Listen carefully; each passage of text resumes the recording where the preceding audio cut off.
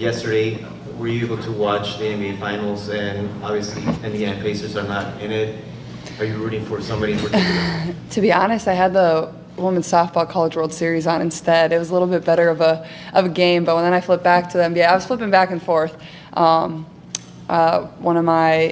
There's a girl that pitches for Texas who's a freshman who actually lived a couple streets over from me growing up, so I was rooting for the Texas Longhorns. Unfortunately, they couldn't get it done, but I think like that's even just like a great display of women's sports and where it's going. I've always been a fan of women's softball and women's sports across the board, so I was more so watching that. I am watching the finals. Obviously, I wish the Pacers were playing in. They were really close. Obviously, a few injuries bothered them, and the Celtics are obviously really good. So, but I'm just a fan of basketball. I have it on all the time, whether it's WNBA, whether it's NBA, whether it's a college game, but also just women's sports in general. So that.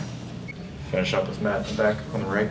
Hi, Caitlin. Is there more of a backstory to Christy saying that she walked in and saw the dollar signs on the whiteboard? I think she put those up there. There wasn't a player master. I don't think so. I don't know. Blame it on Christy. I think it was her. So I don't know. I'm just kidding. But it wasn't me. I'm only going to speak for myself. So no questions?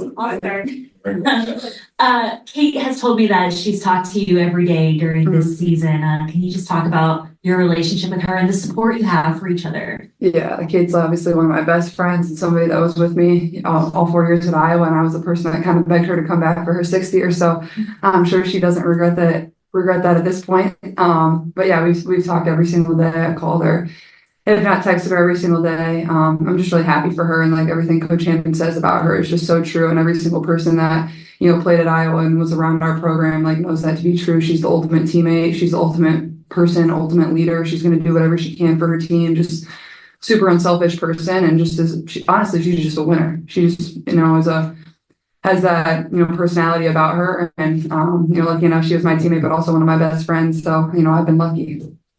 Caitlin, Lisa and Jan are here today, including the entire kind of women's basketball organization. How special is that 3 players from Iowa could be on the court today?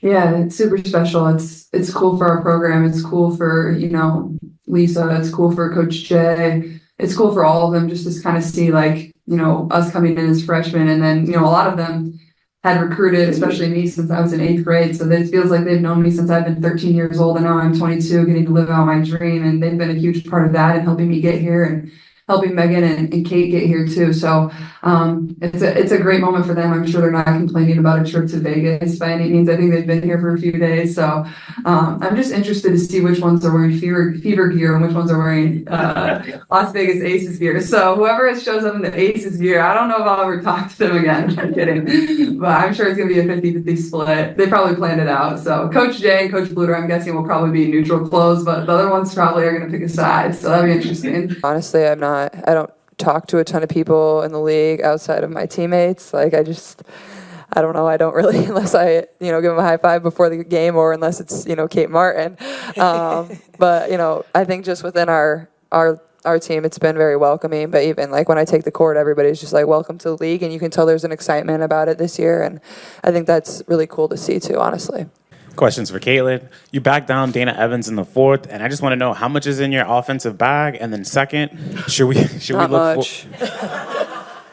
look forward to you using moves in the paint such as that?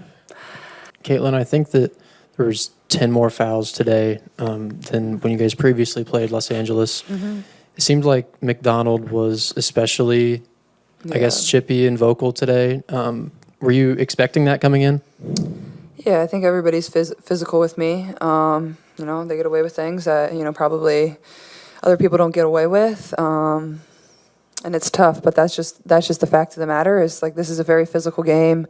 But yeah, you're going to get pressure. That's just professional basketball. So I think it is what it is, honestly.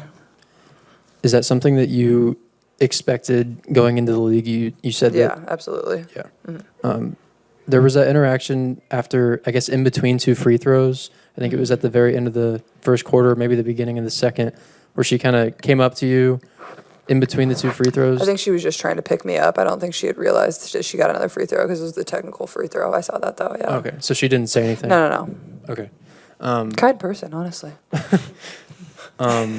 Aaliyah, obviously, Quick one for you, Caitlin. Throwing the ball up in the air at the end. What was the feeling there? Just was it relief? Genius Was it? basketball play. I don't get why more people don't do that. If there's like 3 seconds on the clock, why wouldn't you just launch it into the air? They can't foul you. The clock's still running. They can't get the ball. Like, I don't get why more people don't do that. It's smart. Teach them a little something. I almost hit the scoreboard or the jumbotron, so I don't know if the facilities people have been too happy, but Take that out to a chick. felt good. What did it mean to have that family here? As you're building roots here, that's maybe one of your first connections with the city. Yeah, it's really cool, and obviously, like I had met them earlier in the week at the Habitat for Humanity thing with Group 1001, and it was funny. Like we were just shooting on the hoop, and like they're like, oh, I was like, have you ever been to a Fever game? They're like, no, like, and I'm like, Ryan was like standing over there. I'm like, well, we'll go ask him, and they like sprinted over there.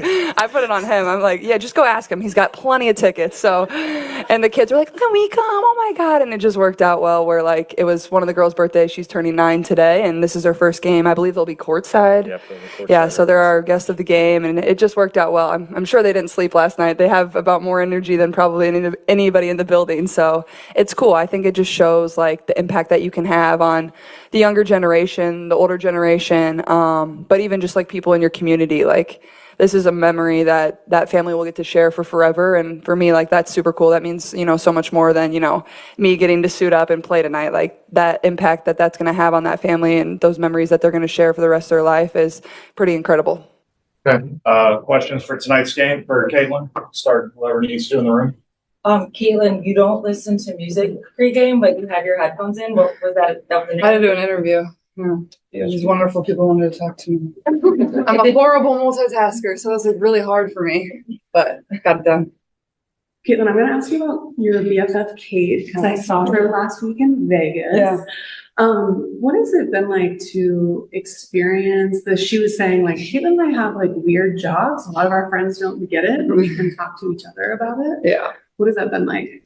Yeah, for sure. Like she's somebody I text every single day, and I know she's playing right now. I was following the box before I went out and was working out. So I think just like being there for one another and like just be a listening ear. Like it's not like we're coaching one another. It's just more like obviously she's one of my best friends, and like she said, like there's not a lot of people that really get it that we are obviously friends with, other than like maybe Megan Gustafson or Monica probably gets it a little bit too, and then obviously our coaches, but. I think it's super cool. And like, obviously Kate probably she always believed in herself, but she probably didn't dream of being in the position that she is in right now. So for me, it's like really fun as somebody that has had a lot of belief in her and has been able to, you know, kind of watch her game evolve and her leadership evolve over the course of us being in college, but now taking that to the next level and what everybody else sees in her, like that's what I've seen for a really long time. So I'm just really happy for her. She's been doing great. And obviously I still wish she was my teammate. So take away that she's your best friend, purely from a basketball perspective. A lot of people were surprised that she made the roster. I'm guessing you were not. What does she bring? Like, why do you think she made the roster? I think she's like, it's kind of rare probably at the professional level what she can bring to a team. I think she's one of those people that she's not going to care if she scores points. She's not going to care how many rebounds she has or how many assists she has. She's going to come in and play as hard as she possibly can. She's going to be the best teammate that she can be. And those are the type of people that you want in your locker room. And that's exactly how Becky talks about her, is like exactly what she did at Iowa, is like the leadership. You know, she makes shots. She's a great 3-point shooter. Like she has her feet ready. I think that's something that evolved over her time at Iowa. She wasn't always the best 3-point shooter, but in her last 2 years, she knew that was something she had to get a lot better at. And I think from that, as a basketball standpoint, like at times she could get a little overlooked in college, but like she could do some amazing things. She can do some things that I couldn't do. So like her mid-post game is really good. She has a nice fadeaway, but she just has high basketball IQ. Like, and those are the type of players that Becky really wants. So I think she just like fit that system perfectly. And, you know, it's all about fit at times, and probably couldn't have gone to a better organization, honestly.